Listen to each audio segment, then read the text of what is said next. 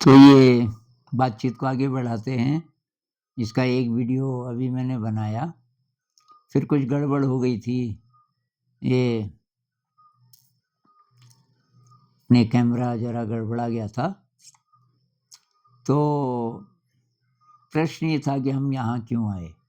इस जगत में क्यों आए, जहाँ बहुत कम लोग हैं जो आनंद से जीना सीख गए, वो चाहे गरीब हों, अमीर हों, लेकिन उन्हें पता चल गई बात। लेकिन बाकी सब दुखी हैं और बाहर जहाँ जाओ, सिस्टम्स को देखो, लोगों की दिनचर्या को देखो, तो सब जगह गड़बड़ ही गड़बड़ नज़र आती है। तो हम आए क्यों इस जगत में? अब भई एक तो एनडी वालों से हमें बहुत क्लूज़ मिल सकते हैं। नियर डेथ एक्सपीरियंस, जो कुछ टाइम के लिए मर गए थे और फिर वो ज़िंदा हो गए। तो पिछले 40 सालों में कुछ वैज्ञानिक स्टडी कर रहे हैं इस चीज़ को कि ये नियर डेथ एक्सपीरियंस मतलब कोई 5 मिनट, 6 मिनट के लिए मरा रहा और उस बीच उसको जो अनुभव हुआ दूसरे जगत का और जो ज्ञान प्राप्त हुआ, जिसमें कि मुख्य बात यही है हम इस जगत में क्यों आए, तो वो वैज्ञानिक लोग स्टडी कर रहे हैं उसको कि ये जो बोल रहे हैं इसमें क्या सार है, क्या प्रमाण है कि ये सच बोल रहे हैं इत्यादि। तो ये एक वैज्ञानिक हैं पिन वैम, 40 साल से स्टडी कर रहे हैं, उनकी किताबें पढ़ लीजिए, कुछ और भी हैं। इस पे मैं कुछ वीडियोज़ में पहले भी बोल चुका हूँ। तो वो ये कहते हैं और वही हमारे शास्त्रों में भी है ना कि जैसे कपड़े पुराने हो जाते हैं हमारे, तो हम उनको छोड़ देते हैं, नए कपड़े पहनते हैं। उसी प्रकार से हमारी जो आत्मा है, जब ये शरीर जर्जर होता है, जीर्ण हो जाता है, तो इसको छोड़ कर के नए शरीर को आत्मा ग्रहण करती है, जिसको कि हम पुनर्जन्म कहते हैं। तो अब पता नहीं क्या सत्य है, लेकिन इसकी थोड़ी बहुत झलक हमें मेडिटेशन से मिल सकती है। या तो मिस्टिकल एक्सपीरियंस हो जाए, अब पता नहीं हो या ना हो, लेकिन हम मेडिटेशन में थोड़ा-थोड़ा इसका टेस्ट ले लेते हैं। मेडिटेशन में डेथ का अनुभव बहुत बार हो जाता है। डेथ का मतलब कि कुछ पलों के लिए आप गायब हो गए। आप ठीक-ठाक बैठे हैं, आप सोए नहीं हैं, आप जगे हैं और ऐसा अनुभव हुआ कि सब गायब हो गया। आप भी गायब हो गए, आप कुछ रजिस्टर नहीं कर रहे। उसके बाद सडनली आपको फिर जैसे होश आया, होश तो था, बेहोश नहीं थे आप, लेकिन आपको पता चला कि कुछ देर के लिए तो मैं था ही नहीं। वो डेथ का एक्सपीरियंस है। डेथ में भी ऐसे तो होगा ना, शरीर गायब हो जाएगा और क्या होगा। तो ये जो थीम है ना कि शरीर जाता है, हम नहीं जाते। एनडी वाले कहते हैं कि जब इस शरीर में से हमारी चेतना बाहर निकल जाती है, तो वो बहुत बहुत पावरफुल होती है और वो लोकलाइज़्ड नहीं है, किसी एक जगह नहीं है, उसकी कोई बाउंड्री नहीं है, बाउंडलेस है और वो कहीं का भी ज्ञान वो प्राप्त कर सकती है। सिर्फ़ जैसे ही मन में विचार आए। जैसे आप यहाँ हो हिमालय में, आपका भाई अमेरिका में है और आप दिव्य शरीर में हो, इस शरीर में नहीं हो। ये शरीर मर गया, या ध्यान में भी हो सकता है कि गहरे ध्यान में हो और आपकी चेतना इस काबिल हो गई कि आपके अंदर वही शक्ति आ गई, तो आप अमेरिका में अपने भाई से मिल सकते हो, उस दिव्य शरीर से। उसको नहीं पता चलेगा, पर जाकर के आप देख सकते हो कि अच्छा ये बैठा है, ये कर रहा है वगैरह। इतना शक्तिशाली है हमारा वो दूसरा रूप, जिसको कह सकते हैं कि हमारी आत्मा। अब आत्मा से सभी लोग एग्री नहीं करते, फिलहाल हम आत्मा कह लेते हैं। तो वो जो आत्मा है वो बाउंडलेस, ऐसे ही मिस्टिकल एक्सपीरियंस है, नो बाउंड्री, एक्सपीरियंस कि मेरी कोई बाउंड्री नहीं रही, ऐसा कुछ उनको एहसास होता है। तो हम क्यों आए इस जगत में? उस अनुभव को प्राप्त करने के लिए। कुछ लोग कहते हैं कि ये लुका-छिपी का खेल है, जो कॉस्मिक इंटेलिजेंस है, जो हर चीज़ में है, जिसकी अभिव्यक्ति हर एटम है, हमारे अंदर, बाहर, सर्वत्र वही है, वही इंटेलिजेंस है। तो वो क्या करती है, अपने किसी हिस्से को ज़रा अलग कर देती है। एक छोटे हिस्से को अलग करके मनुष्य बना दिया, उसको इस धरती में डाल दिया। उसको बोला भाई चैलेंज ये है, लुका-छिपी का खेल है, तुझे इस शरीर में रहते हुए मुझे ढूँढना है। और तुझे मतलब पता चल जाए कि अच्छा ये है, तो ये चैलेंज है और तभी खुशी भी मिलेगी। दूसरे प्रकार से बोलें कि भई ये कर्म का जो जाल है, अच्छे कर्म करोगे तो अच्छे फल मिलेंगे, खराब कर्म करोगे तो खराब मिलेंगे। इस जाल में हमको बाँध दिया जानबूझ के। ये बाधा है, भई कोई भी खेल है उसमें बाधा तो होती है।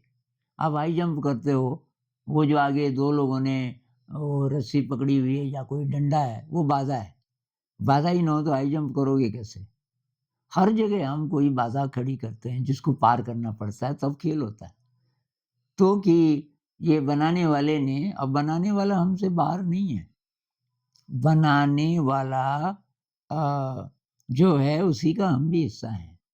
लेकिन इग्नोरेंस का पर्दा डाल दिया। आप सोच रहे हो कि मैं ये शरीर हूँ, ये मेरी दुनिया है और इसमें अब आप औरों को देख रहे हो, कैसे-कैसे लोग जी रहे हैं, आप भी उस दौड़ में शामिल हो जाते हो। ये सब इग्नोरेंस है, ये सब बाधाएँ हैं, हर्डल्स हैं, जिनको पार करके आप मज़ा ले सकते हो। अब पार कैसे करना है कि आपको पहले ये पता चल जाए कि खुशी के लिए, आनंद के लिए वही चाहिए ना हमको। अंत में वही चाहिए आपको, नई कार नहीं चाहिए, आपको शादी में अच्छी लड़की नहीं चाहिए, आपको धन-दौलत क्योंकि वो तो साधन है। आपको चाहिए ब्लिस की फीलिंग, आनंद की फीलिंग, संतोष की फीलिंग। तो वो तो अंदर है। पहले तो ये अकल आ जाए कि वो तो भई अंदर है मेरे ही। और जहाँ तक बात है ये मनुष्य का समाज, वो ये सब उस गेम का हिस्सा है। जिसने पकड़ लिया तो ठीक, नहीं तो ये अब ये पार नहीं कर पा रहे, शक्ति नहीं बढ़ा पा रहे या बोले भई ज़रा रस्सी नीचे करो ताकि मैं पार कर सकूँ, ये भी नहीं अकल है उनको। बार-बार जंप करते हैं, बार-बार उलझते हैं, बार-बार उनको चोट लगती है, कइयों के अ, दाँत निकल गए गिर के, कइयों के माथे पे चोट आई, किसी का हाथ टूट गया, क्योंकि उनको पता नहीं है कि ये खेल क्या है। ऐसे हमारे साथ होता है। बस हम ये बिना सोचे-समझे दौड़ में शामिल हो जाते हैं और खराब भी लगता है, लेकिन क्या करें सब उधर ही जा रहे हैं। ये है क्या खेल? इसकी छानबीन करते पता चलेगा कि मुझे एक्चुअली नौकरी नहीं चाहिए, पैसा नहीं चाहिए, मुझे आनंद की अनुभूति चाहिए। अब आनंद की अनुभूति के लिए ये शरीर भी ठीक रहना चाहिए। अब इसको खाना चाहिए, कपड़ा चाहिए, तो कितनी मुश्किल है। भई कुछ और करके भी हो सकता है ना, मैं इन्हीं के साथ क्यों दौड़ रहा हूँ? जब इतना स्ट्रेस है, कॉम्पिटिटिव एग्ज़ाम है, कुछ भी है। या तो वहाँ भी मज़ा आ रहा है तब तो ठीक है। तो इसकी एनालॉजी एक ये हो सकती है कि भई हमें रत्न मिला है, ये हमारी ज़िंदगी रत्न है, बेशकीमती रत्न, ज़िंदा रत्न और उस पे मिट्टी की कोटिंग है, वो है अज्ञानता, इग्नोरेंस और बस हम रो रहे हैं, मेरी ज़िंदगी मिट्टी है, मिट्टी का ढेला है। अब कहीं से आपको क्लू मिलता है कि यार इसको खुरच ज़रा, ये कहाँ तक मिट्टी है? खुरच तो जैसे मेडिटेशन से वही होता है ना, खुरचना शुरू करते हैं हम और एक जगह ज़रा-सा रत्न चमकने लगता है, मिट्टी निकल गई वहाँ से और आपका कमरा जगमगाने लगता है और आप कहते हो ये क्या है? अब आपको समझ आ गया तो आप थोड़ा और खुरचते हो। जितना खुरच पाते हो इस लाइफ़ टाइम में, उतना वो रत्न उजागर होने लगता है। अगर आप सारा ही खुरच दो, वही चैलेंज है ना, सारा मिट्टी रहने ही मत दो, सारा वातावरण जगमगाने लगेगा उस रत्न से। अब ये हूँ मैं, इतना बेशकीमती ये। और तब पता चलता है कि सारा यही है। पूरा ब्रह्मांड या जितने ब्रह्मांड होते होंगे या जिसको ईश्वर कहें, अल्लाह कहें, सुपर इंटेलिजेंस कहें, कॉस्मिक इंटेलिजेंस कहें, ब्रह्म कहें, कई नाम है ना उसके। डेविड ओम कहता है होलो मूवमेंट। कुछ भी कहें वो मैं हूँ, वो मैं हूँ। ये है मिस्टिकल एक्सपीरियंस जिसको कबीर साहब कहते हैं बूंद समानी समुद्र में। एक बार वो अनुभव हो जाए ज़रा सा भी बस, बार-बार रोने की ज़रूरत नहीं है। एक ही बार जैसे आप जा रहे हो अंधेरे में, आपको पहाड़ की चोटी पे कोई जगह है वहाँ जाना है। लेकिन वहाँ कोई है कोई मान लीजिए कि कोई ऐसी इमारत है और वो इमारत दिख जाती है दूर से, लेकिन आपको नहीं पता, श्योर नहीं हो ये दिशा है कि मैं अंधेरे में क्यों चल रहा हूँ। अचानक बिजली चमकती है और आपको उसका शिखर दिख जाता है उस इमारत का। बस अब अंधेरा ही है लेकिन आपको दिशा तो पता चली ना। जीवन में वो अनुभव थोड़ा ना थोड़ा होना ज़रूरी है और वो होना शुरू हो जाएगा अगर आप ध्यान करोगे। थोड़ा-सा भी आगे बढ़ोगे आपको कुछ-कुछ पता चल जाएगा कि यार है तो मेरे अंदर। अब है ये चुनौती, चुनौती इतनी बड़ी नहीं रहेगी अब। क्या चुनौती? कि इस दुनिया में कैसे जिएँ, इस दुनिया से हमको जो साधन चाहिए वो कैसे जुटाएँ, बाएँ हाथ का खेल हो जाएगा। अभी तो स्ट्रेसफुल है, डर लगता है, अभी ये नौकरी नहीं मिलेगी तो क्या होगा? मैं पास नहीं होऊँगा या होऊँगी तो क्या होगा? रिलेटिव्स क्या कहेंगे?